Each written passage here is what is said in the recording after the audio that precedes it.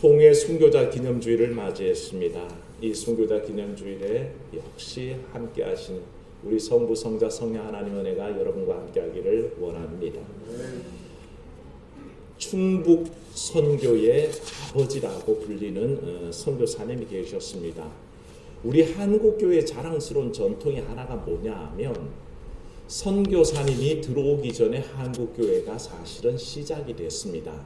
대부분의 나라에는 선교사가 들어와서 복음이 전해지고 교회가 시작되는데 우리나라에는 선교사님이 한 분도 안 들어오신 상황 속에서 이미 교회가 세워졌고 믿는 사람들이 시작됐습니다.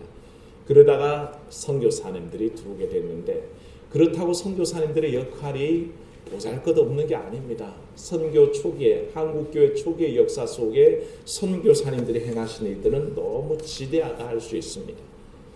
여러 선교사님들 들어오셨고 저마다 자기 영역에서 우리나라의 팔도를 나누어서 각각 맡은 곳에서 사역을 감당하셨는데 그 중에 충북 선교의 아버지라고 청주 지역에서 열심히 평생을 선교하신 밀러 선교사님이 계십니다.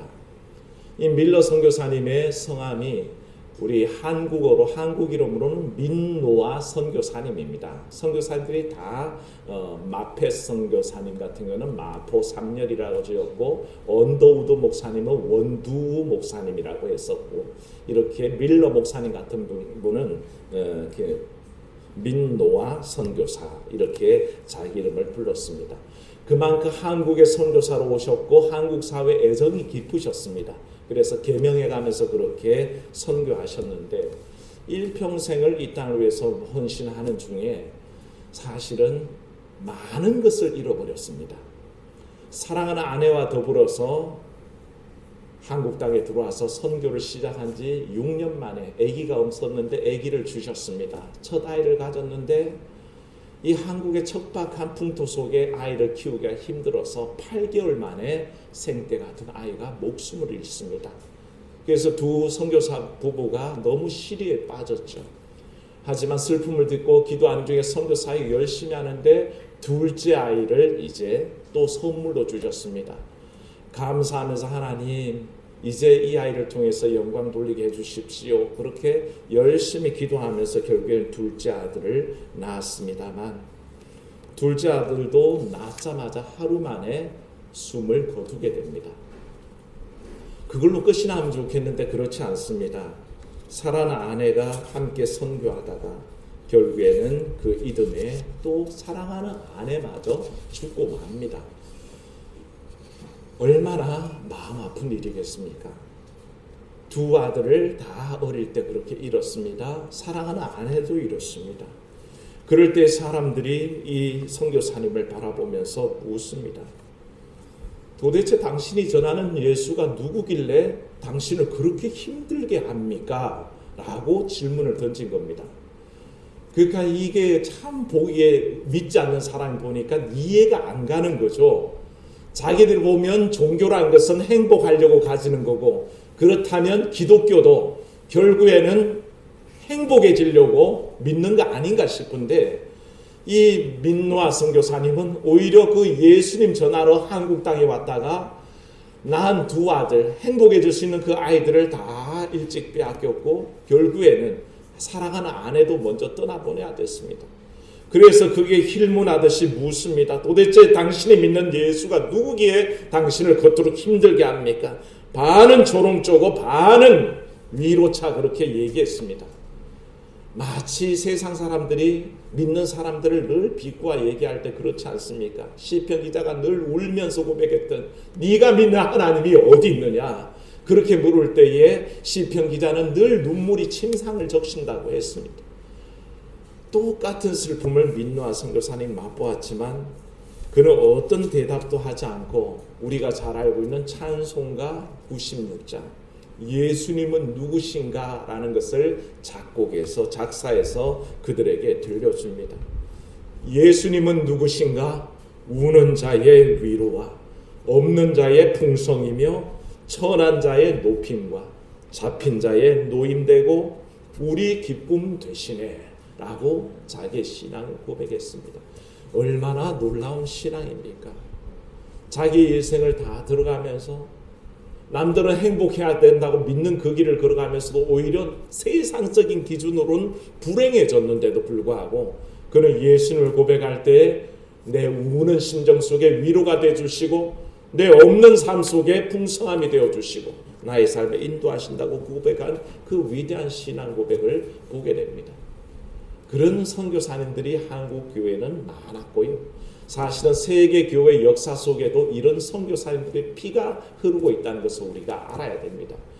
그래서 어떤 목사님이 얘기할 때에 교회를 정리할 때에 특히 한국 교회를 정리할 때에 이렇게 얘기합니다. 세 가지 피, 영어로 피, 세 가지 피가 특징이다라고 얘기하는데 첫 번째가 프레잉해서 기도하는 교회, 두 번째 프로클레이밍 철치라 그래서 선포하는 교회, 그리고 세 번째가 사실은 고난 받는 교회, 환난 당하는 교회, 어려움 당하는 교회, 그렇게 고백하는 것을 보게 됩니다. 한국 교회의 초창기의 역사 속에는 바로 그와 같이 박해받는 교회의 상이 있다는 것입니다. 박해받는 교회. 그래서 박해 속에서 오히려 성장하는 교회의 모습이 한국 교회의 모습이고 사실은 교회의 모습입니다. 그래서 우리는 순교자 기념주의를 지키면서 그와 같은 박해받고 순교받는 삶에 대해서 한번 다시 생각해 보려고 하는 것입니다. 여기에 많은 비밀이 숨어 있습니다. 왜 순교로 나아가지? 라고 할 때 세상은 도대체 이해도 할 수 없습니다. 세상 사람들이 이런 순교하는 신앙을 바라볼 때 감당도 할 수 없습니다. 도대체 그 사고방식은 이해할 수가 없거든요. 오늘날 교회를 다니는 사람들 붙잡고 물어보십시오. 당신은 왜 교회 다닙니까? 라고 물어보면 행복해지기 위해서 다닙니다. 왜 교회 다니십니까? 내 사업 잘 되기 위해서 기원하기 위해서 다닙니다. 왜 교회 다니십니까? 가정의 우환이 사라지기를 기도하기 위해서 교회 다닙니다. 라고 얘기하지. 오히려 십자가를 지고 고통당하고 핍박당하고 환난당하고 나중에는 심지어 목숨까지 내놔야 되는 상황이라면 사실은 누구라도 쉽게 그 길을 가려고 하지 않을 거라는 것입니다. 그런데도 불구하고 왜 이와 같이 순교자들이 순교의 삶을 걸어갈 수 있는가를 우리는 생각해야 된다는 것입니다. 근시안적인 눈으로 보면요, 지금 우리가 추구하고 있는 행복해지려고 다니려고 하는 그 교회, 내가 행복해지려고 믿는 예수, 그때 주는 행복이라는 것은 너무 근시안적이고 단편적이라는 것입니다. 어떤 핍박 속에 어머니와 아들이 순교의 자리에 서게 됐습니다. 어머니는 신앙이 깊으니까 걱정을 하지 않습니다. 그런데 어린 아들은 굉장히 떨며 무서워합니다. 엄마 무서워. 나 어떻게? 그때에 엄마가 담대하게 얘기합니다. 아들아, 오래 걸리지 않아. 오래 걸리지 않아. 잠깐이야. 잠깐의 순간을 넘기면 영원한 생명이 있고 하나님 품에 안겨 있을 거야. 그러니까 겁내지 마.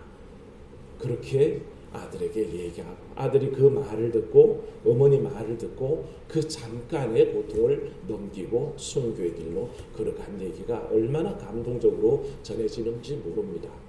사실은 우리가 그 비밀을 모르기 때문에 그렇습니다. 내 눈에 지금 추구하고 있는 잠깐의 행복을 먼저 추구하기 때문에 그 너머에 있는 영원한 행복을 바라보지 못하니까 우리는 사실 가장 좋은 것을 추구하는 삶을 살아야 됨에도 불구하고 그것이 고통이요 고난이요 부담이기 때문에 피해가려는 경향이 너무 많다는 것을 알게 됩니다.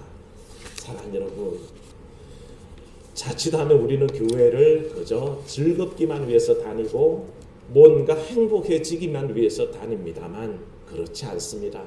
예수님은 한 번도 너희에게 행복을 위해서 나를 쫓으라라고는 얘기하신 적이 없습니다.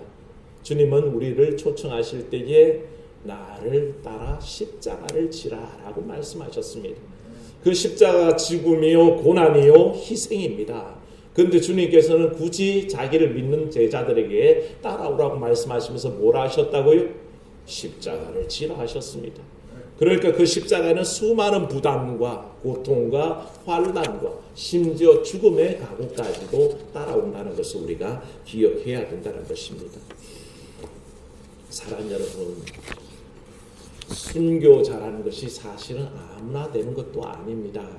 그 상황 속에서 그런 적절한 때가 정말 특별한 은혜가 있을 때에 순교자의 길을 갑니다. 오늘날 이 자리에 앉아있는 여러분이나 저나 특별히 순교할 일은 별로 없습니다. 무슨 까닭으로 순교할까요? 일부러 저기 이슬람권에 들어가서 드러내면 몰라요. 그때 납치당해서 순교당할까? 그 외에는 사실은 일상적인 삶 속에서 우리는 순교의 위험 속에 나와 있지는 않다는 것입니다. 그럼에도 불구하고 우리가 왜 순교신앙을 우리가 생각해야 되냐 하면 바로 민노아 선교사님 같은 삶을 살아야 한다는 것이죠.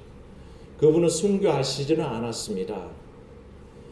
일생을 목회를 하셨고 결국에는 자기의 전 세계를 다 들여서 이 한국 땅을 위해서 선교하시다가 은퇴하시고 그 다음 해에 하나님의 부르심을 받고 자연사하셔서 양화진 외국인 선교사 묘지에 안장이 되신 분입니다.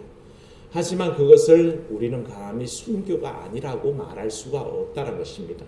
순교의 정의가 뭡니까? 하나님을 믿는 신앙을 위해서 내 자신의 모든 것을 드리는 것, 그 중에 가장 귀한 목숨까지도 드리는 것이 순교라 그럴 때에 일생을 다른 생각 안 하고 오직 하나님을 위해서 이 멀고 먼 이방 땅에 와서 평생을 드렸고 두 아들을 드렸고 아내를 드렸던 그 삶을 누가 도대체 순교가 아니라고 하겠습니까?